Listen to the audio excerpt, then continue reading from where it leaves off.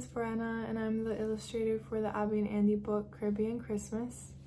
I'm currently based in Brooklyn, New York, but I'm originally from Williamsburg, Virginia, and I studied at VCU Arts.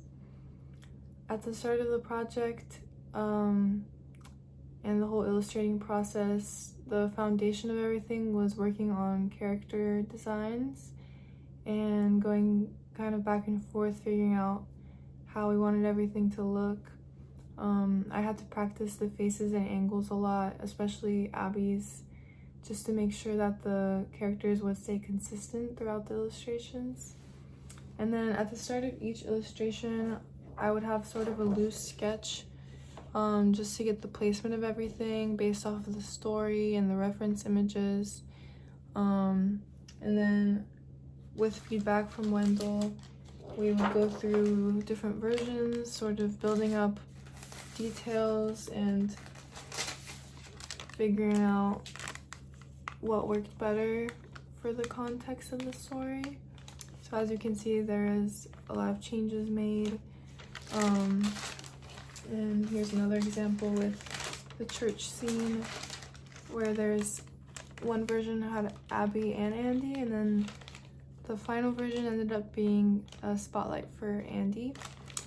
And I would just use these tracing papers to make the process faster since this is a traditional medium.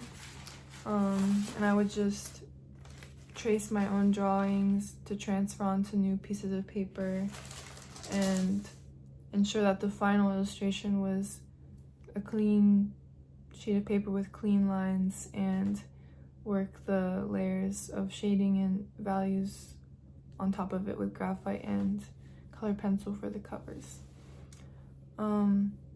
Besides this being the first book I illustrated for, I really appreciate getting to know Montserrat and the characters of the story. The story in the background really resonates with me as someone who grew up in the US like Abby and grew up in a multicultural household with kind of a dual identity.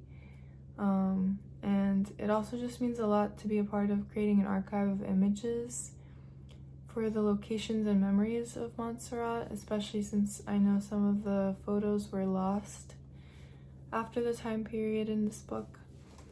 So I hope that the readers will be able to look at the art and read the story and relive familiar memories, especially if they're connected to Montserrat personally. And I hope that young readers will feel immersed through the images and the words and enjoy being taken on the adventures of Abby and Andy.